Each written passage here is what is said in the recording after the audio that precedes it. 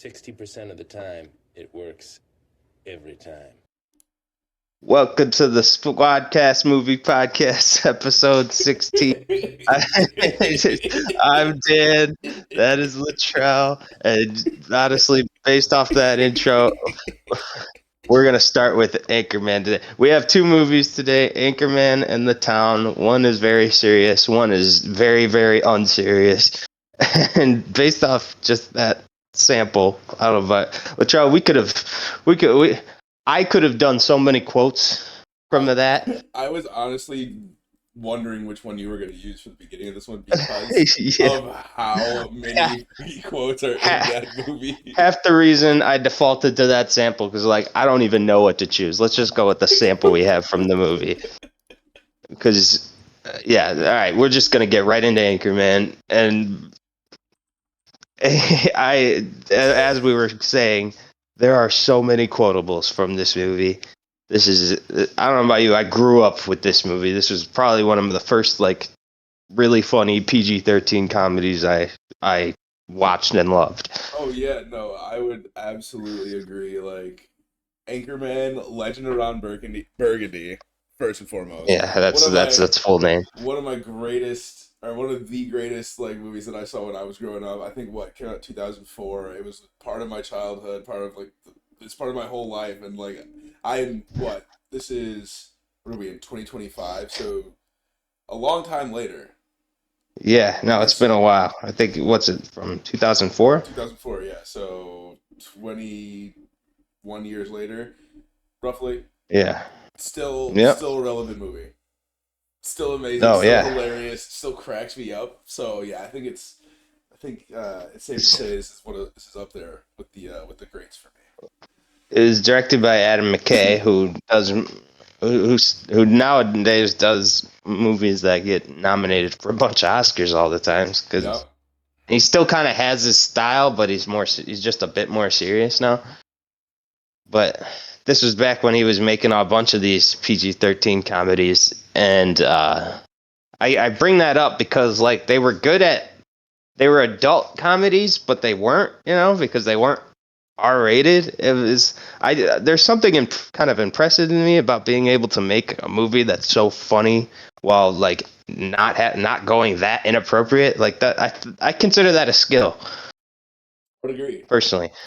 There's a comedian, Nate Bargatze, who does not swear at all, pretty much, and he's one of the funniest comedians I've ever heard. It is it's not like he's like a Christian comedian or anything. He just doesn't really swear. He just doesn't do that in his stand-up. And so it's kind of nice. You can watch it with your family, but it's still funny enough for you. You know what I mean? Right. No, absolutely. Now Anchorman, I would not watch with the whole family. Absolutely not. Let's be clear. I'm not going that far. But as I'm saying, there used to be. I feel like it's almost impossible nowadays to make a funny movie that's not R-rated. Oh yeah, I would agree. It's really hard. I think just people's senses of humor has been tested so much. And also just evolved and changed. The way the things that people find funny now are so different, where you have to either be super extreme or so niche that it's only going to be good for a certain population of people. Yeah, no, we're very segmented now.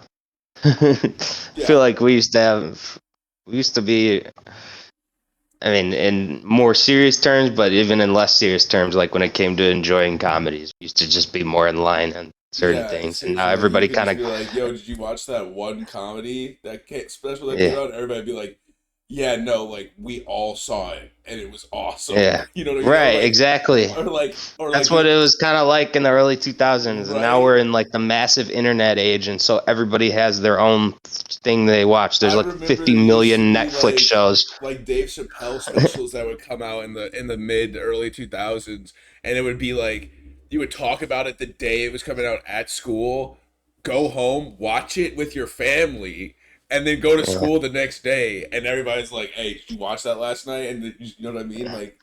That was a good time to be alive. Okay, you know what? While we're still on this tangent, quickly, because we are just talking about a dumb comedy, so it's fine if we have a little intelligence in here for a while. But I was watching like a video about how there's no like gargantuanly famous, nothing's gargantuanly famous anymore except for like Taylor Swift and technically Trump, but that's just because he's president.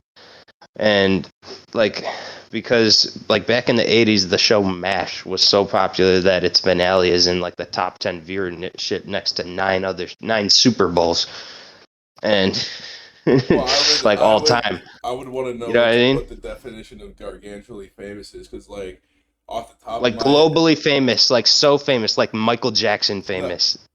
There's not a single celebrity alive that's as famous as like Michael Jackson. Well, you know what I mean? I would like. I don't know if you consider this not maybe, yeah, definitely a celebrity, but What? not, like Ichiro Oda is globally famous. The author of One Piece. Who's that? The author of One Piece. Well, I didn't even know who that was. So. Well, yeah, but you don't watch anime, but like there are hundreds of millions of people. I mean, who, like, worship this man. I mean, someone or something that's so famous you could walk up to anybody on the street and bring up their name and then know who you're talking about. I didn't even know who you were just talking about right there. So that's fair. That's fair.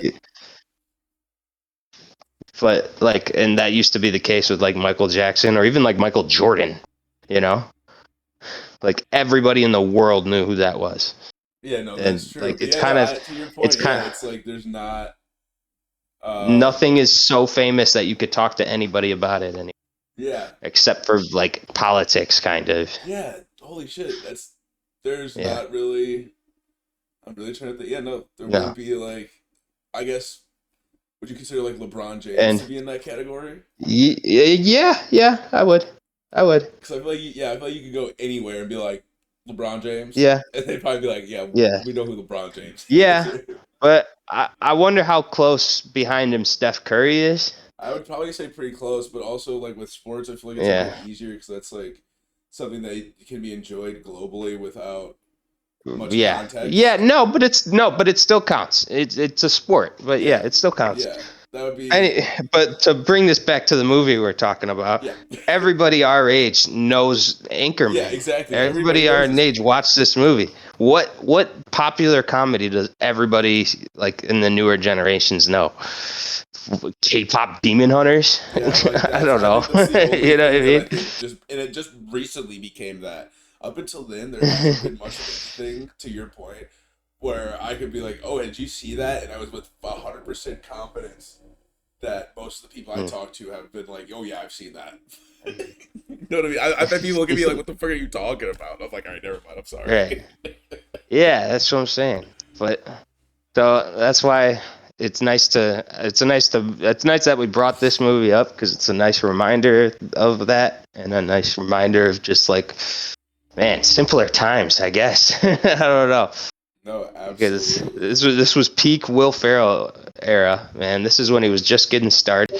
This was, I think, right before Elf, which is when he kind of had his big break across like national audiences, like at all ages. But he was still doing this stuff with Adam McKay. Well, also we're gonna do Talladega Nights at some point, because that's another one. Oh my god, yes, I absolutely love that movie. Yes, and Step Brothers, but I bring up Talladega Nights because that's another PG-13 comedy that also just nails it in terms of just being so good and funny. But especially Will Ferrell in it. So I'm a big Will Ferrell fan. A lot of people hate him. Oh no, I love Will Ferrell. I don't understand. Well, I guess I don't know enough about that as to why people hate it, so I don't understand. Oh, well, I mean, people think he's annoying. You can kind of see that, but I just think he's funny. Yeah. You know, sometimes he yells and stuff. Like dude, like his screams and stuff like that. Like, dude, just the little shit that he does, and like even getting into this movie, it's like one of my favorite scenes in the movie is the scene where he's on the bridge after Jack Black Oh yeah, kicks yeah. Baxter off a Punts bridge. his dog up Kicks the his, bridge. and That's how I roll. he's like, "That's how I roll." And then he goes into a phone booth and he's calling and he's like, "The bad man kicked Baxter off the bridge," and he's like, "I'm in a glass box of emotions." And Yeah, that scene is hilarious. dude, and he's like He's like, crying and hold on, shit. hold on, hold on. Ah, Ah, ah. that's hilarious. Dude, it's like that shit kills me, dude. It's like Yeah, I no. don't know anybody like other comedian or other just actor in general who like could do something so just stupid Yeah. like that, and I enjoy it so much. Oh, we never did a synopsis, but I kind of assumed it was just a dumb enough movie that, it doesn't really need one. But, I guess if to give a brief one, Will Ferrell is Ron Burgundy, who's an anchorman with the news team in the 70s, as things are getting more diverse, and they let the hot woman come in to be a part of the news team, and she's really good and becomes the anchor.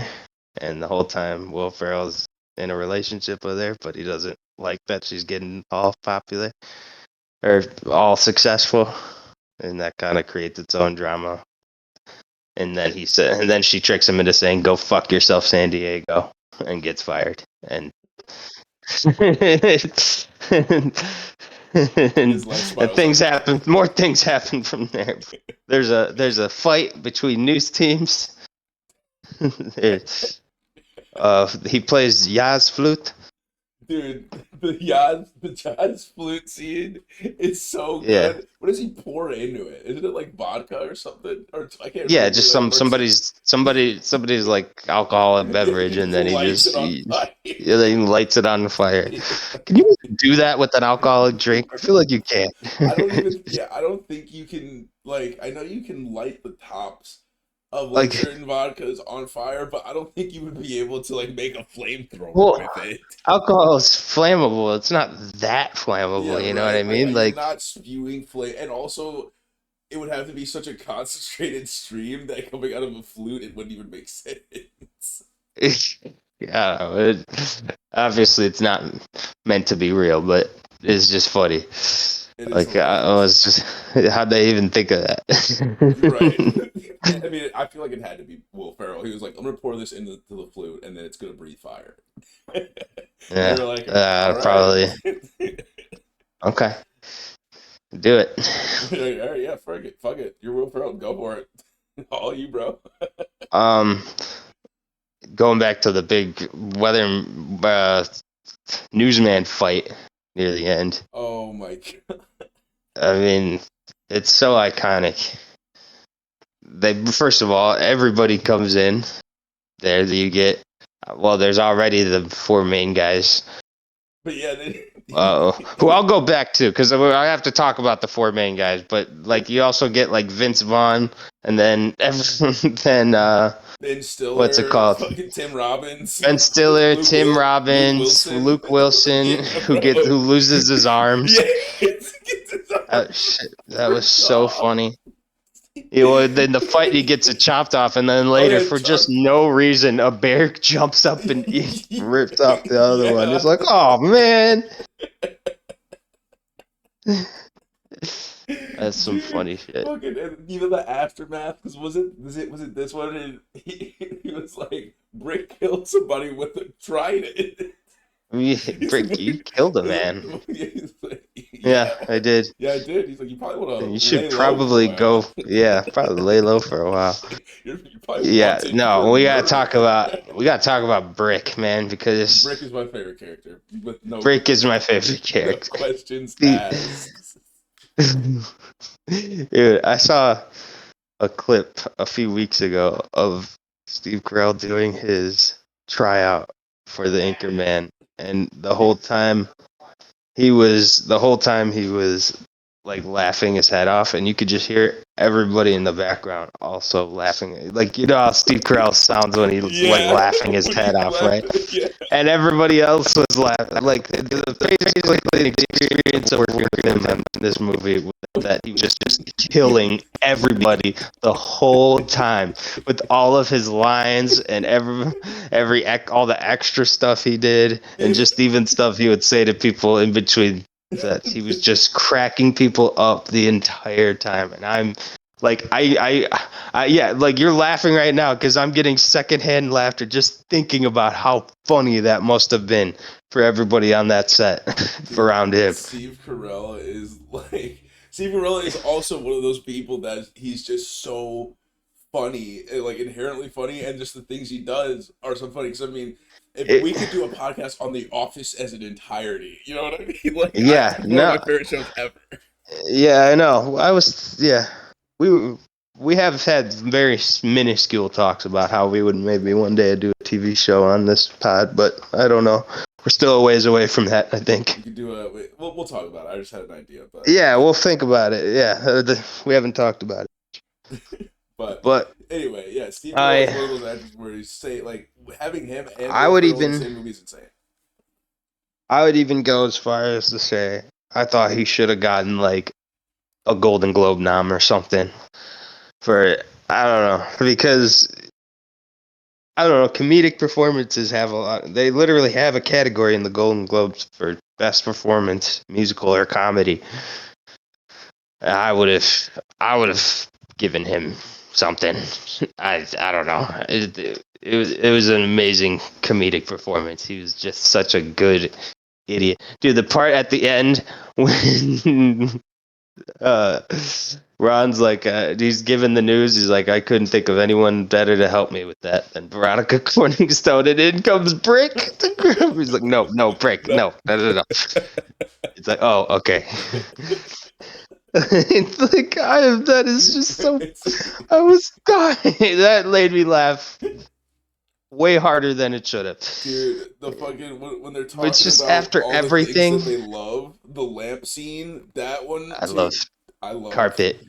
It's like, Brick, are you just? I love desk. Naming things that you see and saying that you love them. He's like, I love lamp.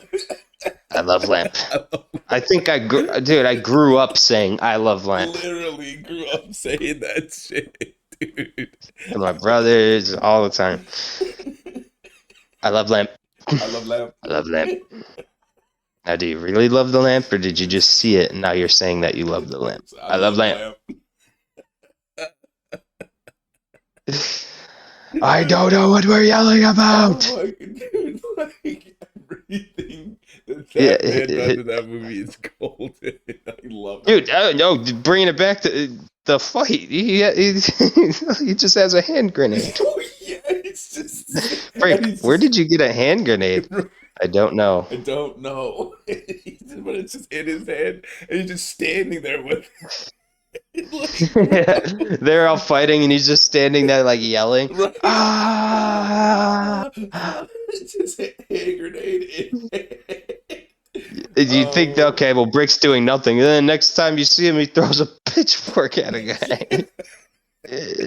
And nails him in the chest. Dude, that's so funny. He's the wild card, man. He's the wild card. That's our boy Brick Tamland. That's perfect. Brick Tamland. Oh my god. That shit is so funny. I'm trying to think.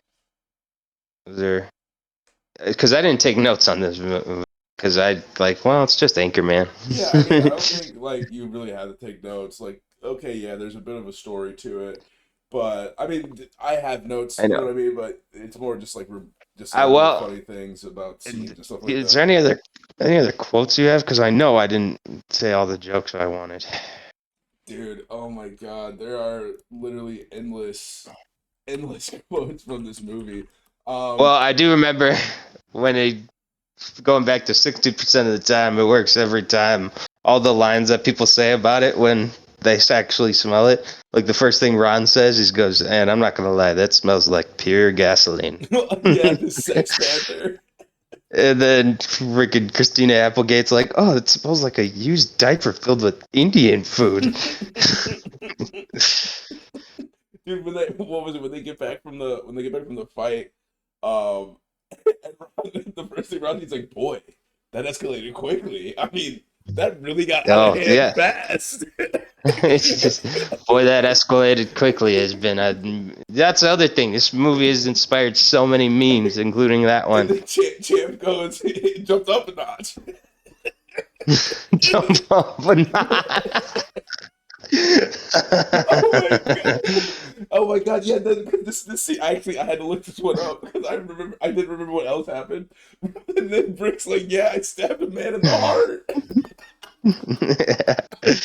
Oh, do you remember they're talking about Oh the same scene where Brick does "I Love Lamp"? What's his name? Brian or Paul Rudd's character's like, I think I was in love once. And Ron's like, well, really, what was her name? Because I don't remember. It's not a good start, but keep going.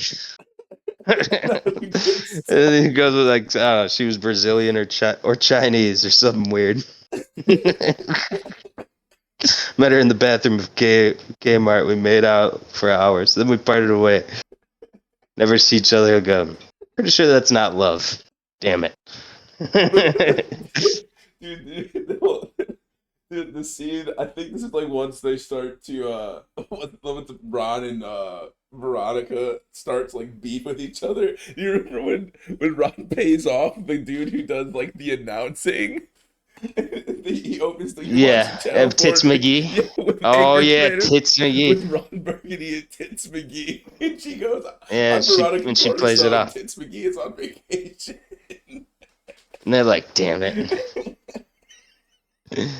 Oh my god, that dude. didn't hit like we thought it would." That did not, dude. Oh man, this movie is that was so good. I love when they sing the song as well. That's one of my favorite sayings. The fucking Well, skyrockets. yes. Afternoon delight, way afternoon delight. Yeah, I They literally learned that entire song because of this movie. Oh, wait! At the end of there wasn't. They didn't just. She didn't just screw up their joke that they tried to do. He accidentally goes at the end, and I'm tits. I mean, I'm Ron Burgundy. I did.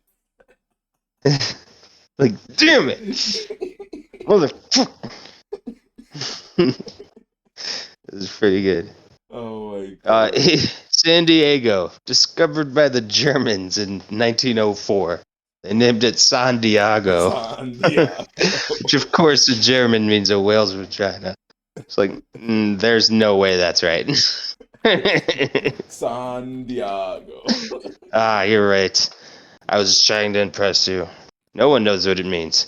Scholars indicate they lost the definition. It's like, I think it just means Saint Diego.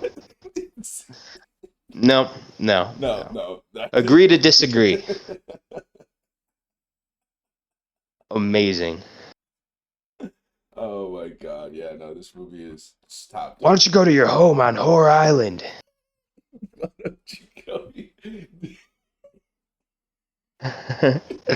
Okay, Dude, we're kind of just we're down to just reading off quotes. So let's give our ratings. And before I give my rating, I just want to keep in mind I'm mostly just judging this as a comedy because, like, I don't know, I'm judging it differently than how I would judge a movie that's like really taking itself seriously. So if I give it a higher rating than a serious movie or something like that, it's not necessarily because I think it's like a much better story or anything, but because it entertains me. Why even drag this out? 5 out of 5. Yeah, you're good. 5 out of 5. This is a Squadcast podcast. Thumbs up. 5 out of 5.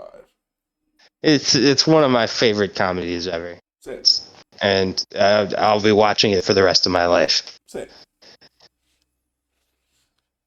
Absolutely same. All right. So now we get serious. I'm kidding.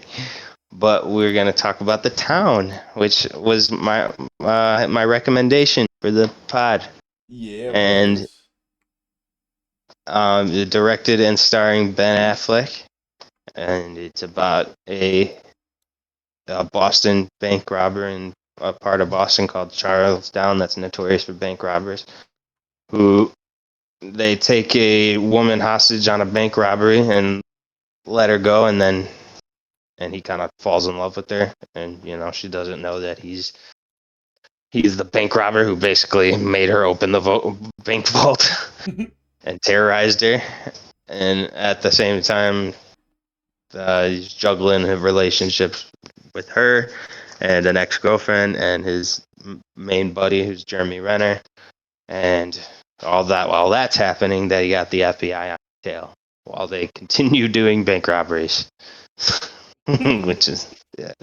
But still, that's basically the synopsis if we were to go through it. And Latrell, you told me you've seen this one time before, so I didn't know that you had, but I mean, I don't care. Yeah, But I literally didn't remember it until I saw it, if that makes sense.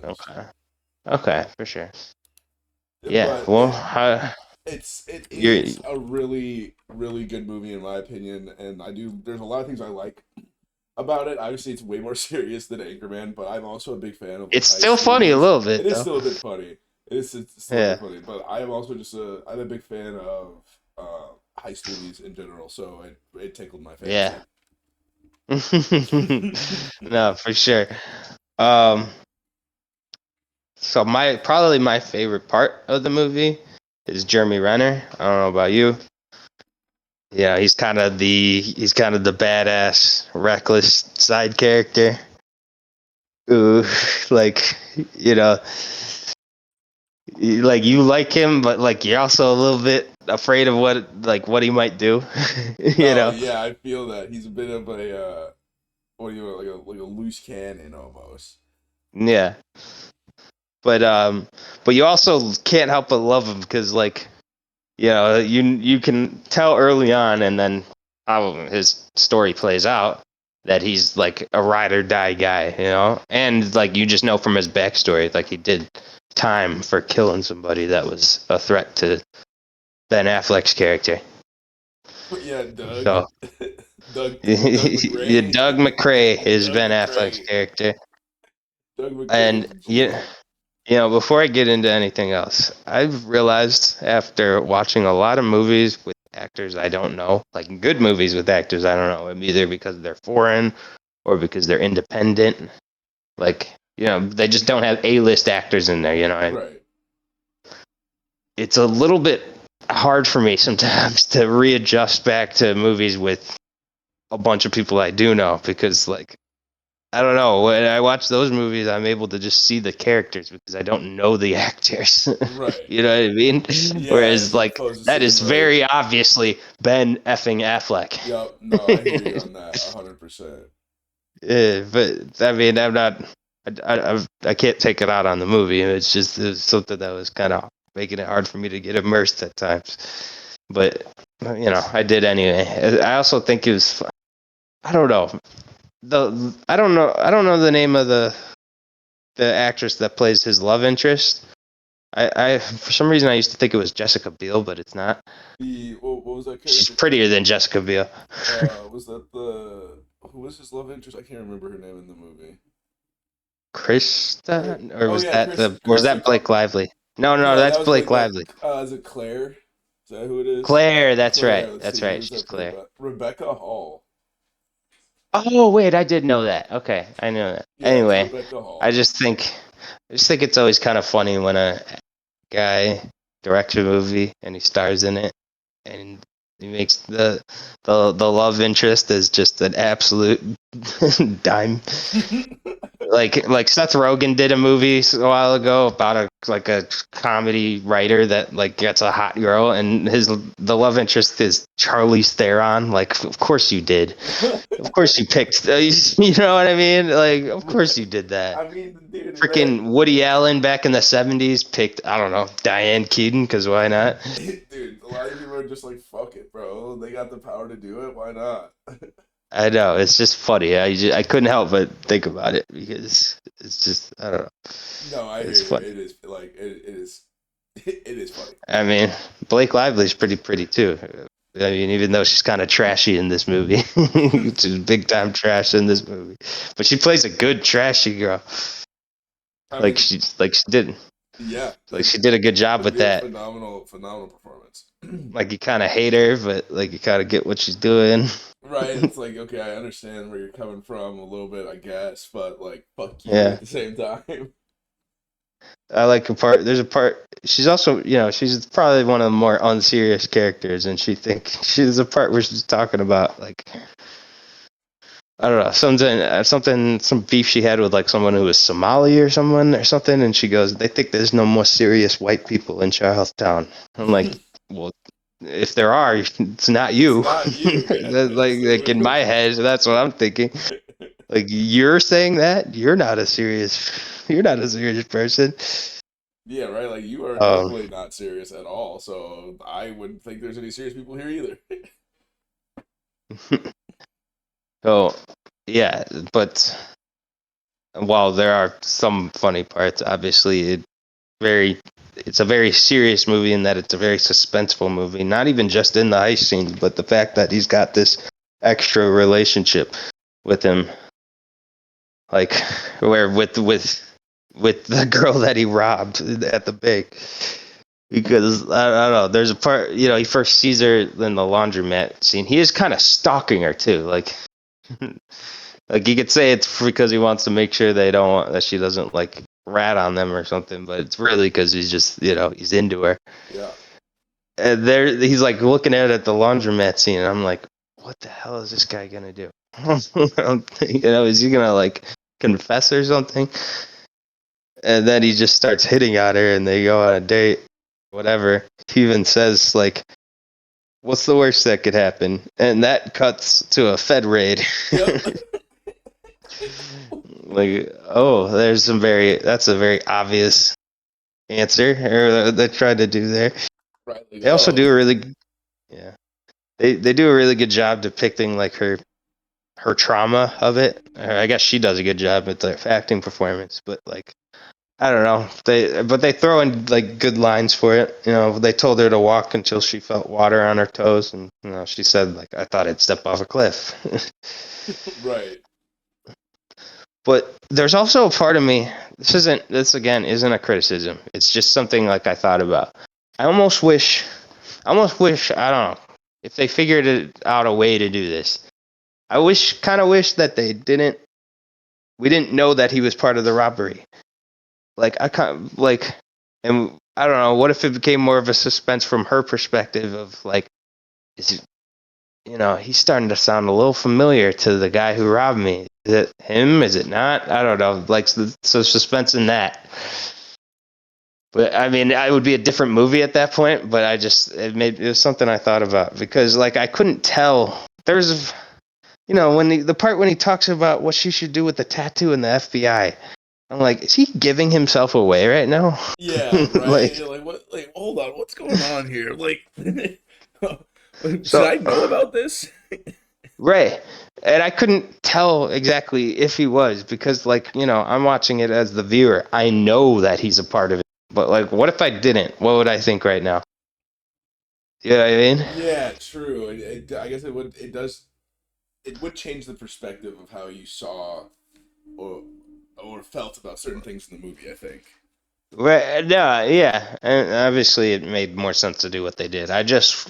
Like, I don't know. I'm curious what I would have been thinking watching this if I, like, didn't see the opening scene. You know what I mean? Yeah, very true. And it sucks because we can't go... I mean, I guess we could go back and watch it and not watch that first scene, but then, like, we already know what happens. Yeah, well, no, we still know. Yeah, you know what I mean? Like, I already know. Can somebody just, I need an MIB fucking mind blank machine. Ooh, put Men in Black on the list if we haven't already. Yeah. Oh, yeah. Yeah, we did. We said one time we'll do the Men in Black trilogy and not the new one with Tessa Thompson and the guy from Thor. Just the OGs. Oh, that's going to be a good one. The OG. We could do the third one, though, because I actually thought that was good. Yeah. The somewhat newer one. Yeah, I agree. What else? Oh, next, coming up in my notes, I had to bring up the part where he wants to go beat up the guy that was like a threat to to Claire, and so he goes up to Jeremy Renner. He's like, "I need something to do. I can't tell you what it is," and I don't know whatever he says. And Jeremy Renner's just like, "Whose car are we taking?" Yeah, that's actually so savage. And so then they go and they beat the hell out of him. Jeremy Renner goes a little farther, puts like a gun in his face, almost kills him. And I don't remember what Ben Affleck says as they're driving away from that. It's like something like, "Look, I'm not trying to get anybody too hurt or like killed or whatever."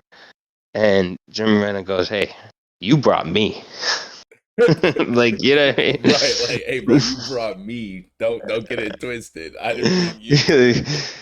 It's like, I don't know, it's just such a good like double meaning almost, because it's like, you brought me, so I don't. Right, You're putting me into this. Don't it's, judge what I do. And then also just like, you got me. What did you expect me to do? I'm got me. Like, You wanted it to this be guy. clean. You should have brought somebody else. Absolutely. It's like, so you wanted this to be a clean job? Nah, bro, I don't do that. Like, you should know. I do what I want. I do what I want. Please, I do what I want. Yeah, well, the angle we haven't really talked about much is John Hamm's angle with the FBI. I think, first of all, that's another. I thought he could have gotten like some kind of Oscar nom for this. I thought he did amazing as the FBI agent. He was like, I don't know, he's very angry and like powerful and scary and stuff.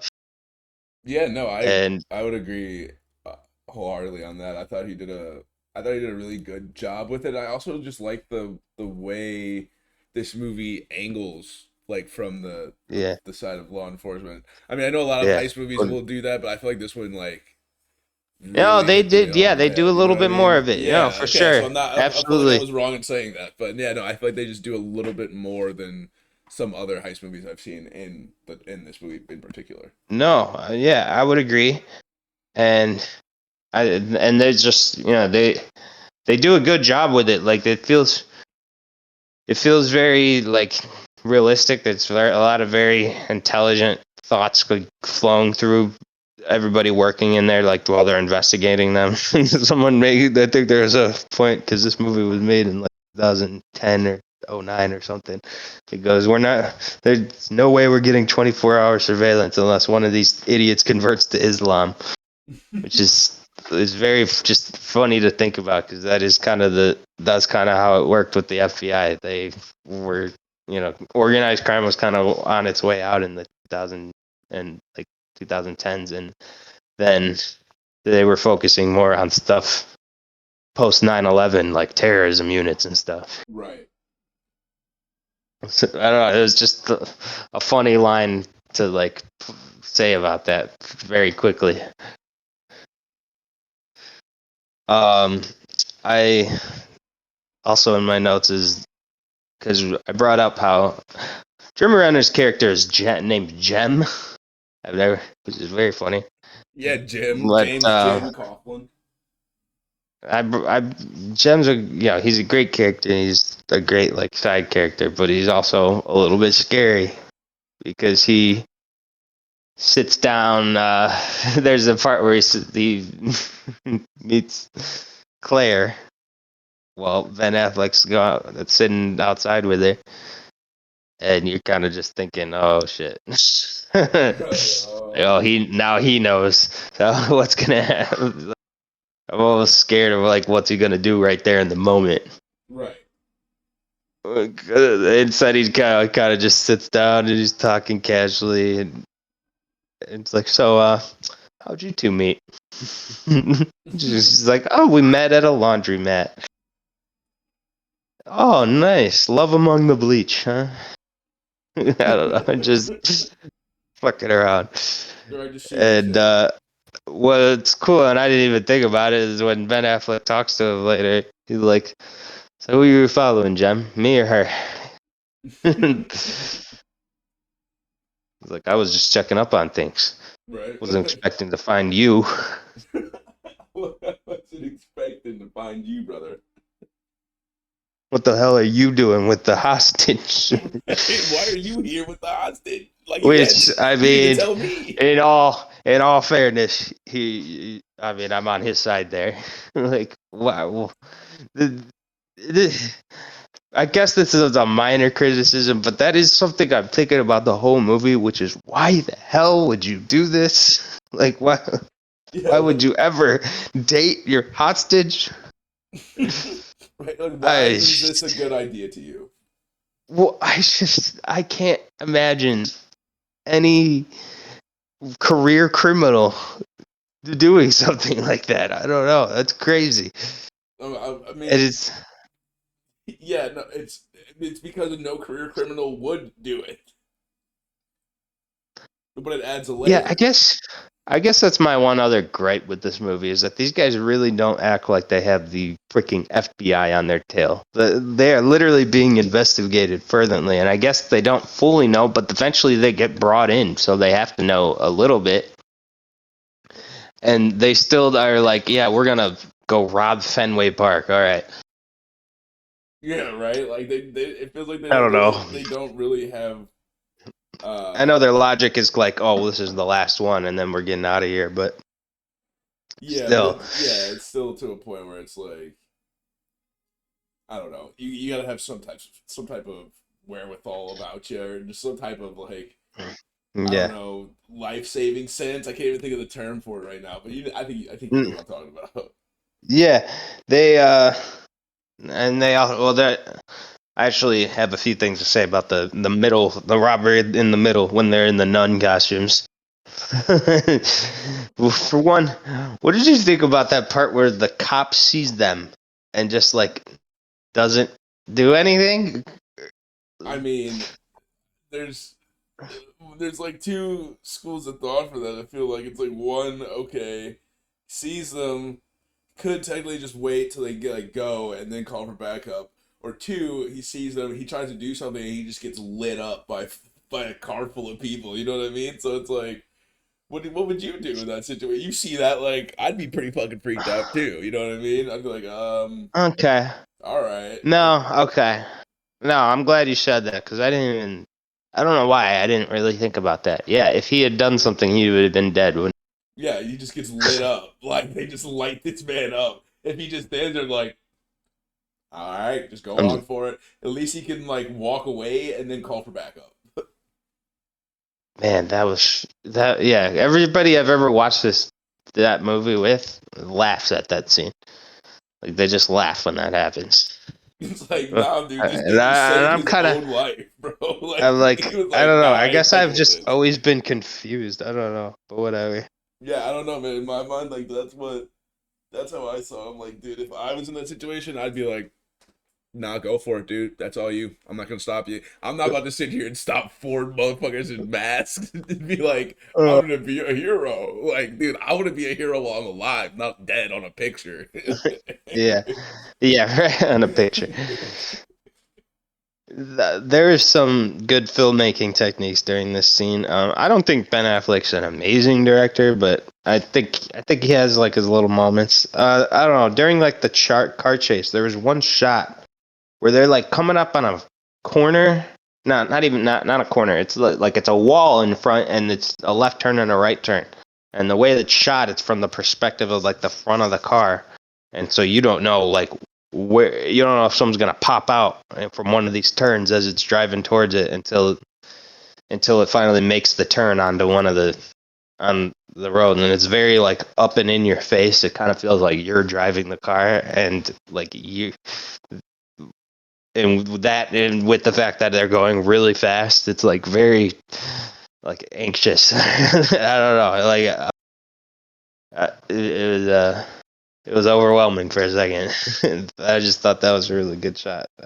I probably didn't describe that very well.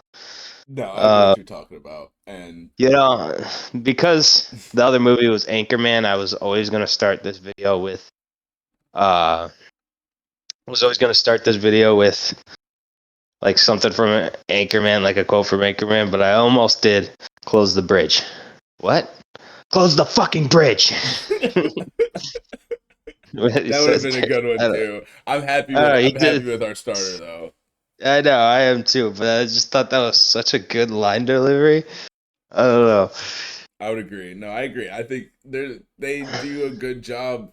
I mean, they do a really good job at a lot of things in this movie. It's just there are some things that are a little you can question sometimes, or just in general that maybe not everybody like agrees with. You know what I mean? Yeah.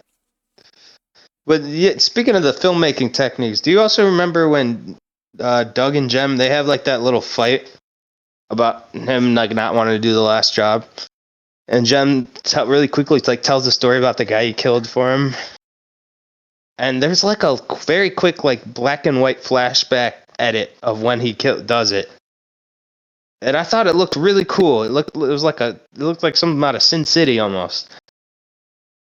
I was like, man, I know what you're talking about.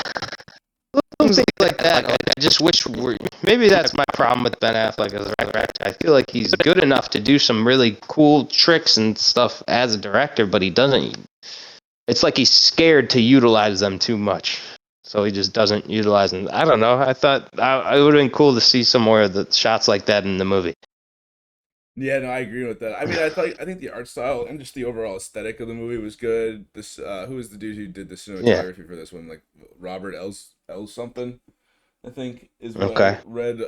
But I looked up. They shot this on 35 millimeter film, and so it wasn't digital. That's so good. It gave it like more of a grainy feel, like in the 1970s. Oh which I yeah, thought was cool for like a heist movie. Actor directors always use film. It's very funny. Honestly, most old time directors use it. The only big time director I can think of who does only digital is David Fincher. But yeah, I mean, if I was, and I guess anyone who doesn't have a digital's cheaper, a lot cheaper because the film cameras are old. Yeah, and they're like antiques at this point. but yeah, the actor directors, they can always afford it, so they always make sure to use film on their movies. I do respect that. Yeah, no, agreed. Not that I don't respect David Fincher, but he's his own animal. I don't respect you. Hey, he's his own animal, man, and he does his own interesting stuff with digital cameras. Are you so the that's same animal different. but a different beast? I like that he says at the end of that fight scene, "I'm leaving. You can shoot me, go ahead, but you're gonna have to shoot me in the back." I also think it's smart that, so when he goes and talks to the boss to tell him he doesn't want to do the job, and the guy says, "I'll clip your nuts," and then also says, "I'll send a funeral arrangement to the girls." I like that. It's like a nice clashing of conflicts because his concern for her safety sends him right to her house where she's in the bathroom crying because she just got told that the guy she's been dating held her hostage in a bank robbery. And so he's running into her house like, "Is she okay? Is she okay?"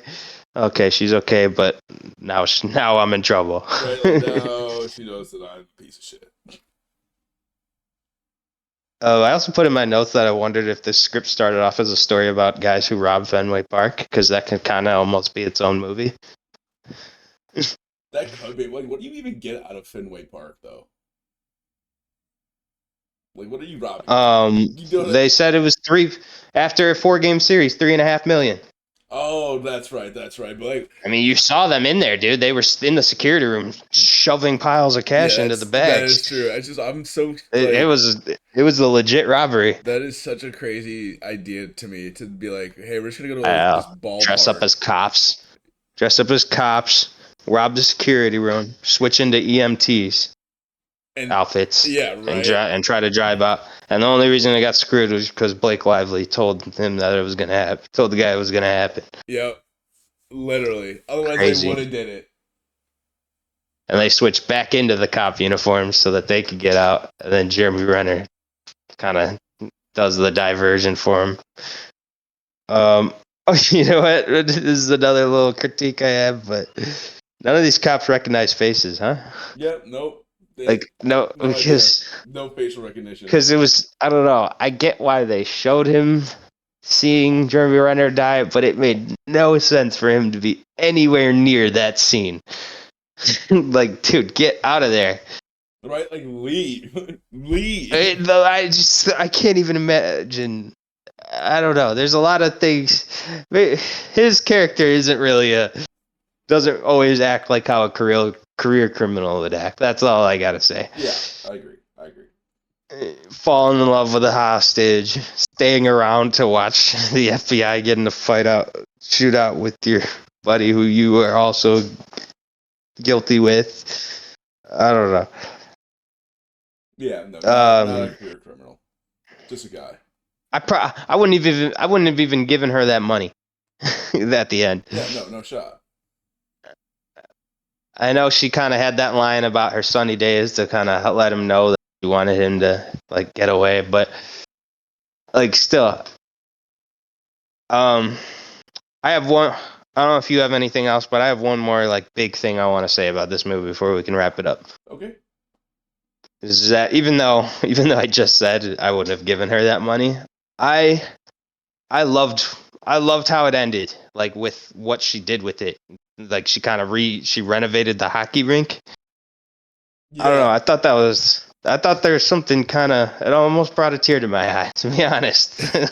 Because when you really think about it, from her logic in her head, like she met this guy who was this terrible person. She later found out, but before she knew any of that, she knew that he had a chance to be a great hockey player, and he kind of screwed it up and then fell into his dad's criminal career. Yeah. And so I'm thinking about it like, okay, that all led to this, where now he's a runaway and he gave me a bunch of this money. And I know, and like throughout the movie, you see them meeting in this run down hockey rink that's so run down, it doesn't even have the funding to be Zamboni'd, you know? Yeah. And like they're using it to play kickball. Right. And I'm almost thinking through her head like that all just happened, and it's like maybe she's thinking like, well, what if he had just been a hockey player, you know? Like what if he? And so she takes the money that he gave her and she uses it for the youth to play hockey with. I don't know. So that like, you know, we could get more of those kind of guys growing up and less of the bank robbers that grow up in the town. Yeah. I don't know. There's just something. It's a good thought, and it's also just for her character. Like after all she's been through with that's such a good like way for her to have closure. You know what I mean? Like. Yeah. No. Absolutely. There's like for her to come to peace with everything that's happened. I don't know. It's just I thought it was perfect. There's a few layers to why I really. No, I feel you on that. It's a beautiful thing, and it's a good way to kind of bring the character to peace, I guess. Yeah, no, and it's good because like I don't know, yeah, this is a pretty adult movie, so they could have been soft about it and made it so like he gets away and gets the girl at the end or whatever, but like they didn't do that. He just disappears and does that, but they still kind of do that for it to be like a cherry on, like, or just like for it to be still like a good ending, even though it's like a broken ending. You know what I mean? Yeah, I hear you. I meant to say cherry on top because she named it his mom, who, you know, we know died from like a suicide, and she was like a crack whore or something. Yeah. So like it was kind of. So she was. That's what happened. The whole time you're like, oh, he was looking for it. He talks to the boss and he's like, if there's a Hellboy, she ain't in it. Like, damn. Oh My goodness. That is rough. That's insane. That is insane. Daddy didn't have the nerve. Didn't have the heart to tell his old son. Oh my god, that's. Ooh. That's such a good part. That's such a good character too. That boss guy. Yeah, no, 100%. All right, Latrell, do you have anything else? I don't. I think you hit the nail on the head with this one. Okay. Yeah, I'm good to go to ratings. Okay. I'm gonna give it since I really love this movie, so I'll give it 4.5 out of 5. Oh, okay. Yeah, I was gonna give it a 4, but after I talked about that ending, I'm just gonna. I love it. I'm gonna give it a 4 out of 5. I also give this a 4.5 Squadcast podcast thumbs up out of 5 for an overall total of 4.5. Yay! Yes. We did it.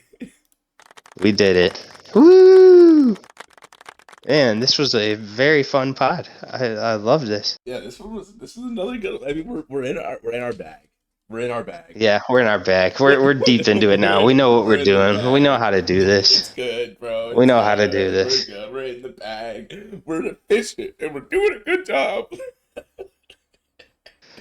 Okay. Didn't Alex say he was coming back soon? I think Alex said that he would be back for one of maybe the next podcast in December. Which is crazy. The next podcast is December. Yeah, we'll keep some Christmas movies in mind. Yeah, we'll definitely I'll keep the theming light, or maybe I won't. Maybe it'll freaky in December. I mean, I can already say right now, one of these December pods we're doing Die Hard as one of the movies. I mean, it's a Christmas movie. It's a Christmas movie, I'll be making that argument further when we talk about it. I think it's only appropriate that we do like a Grinch or a Nightmare Before Christmas. Yeah. Well, we got time to think about that. Very true. Very true. All right. Well, that was episode number 16. Thank you all for listening. Very fun episode. Thank you again, Latrell, for doing these pods with me, as always. Always, brother. I love these. All right. Yeah, this was awesome. So take care. We'll see you next time. Peace. Peace.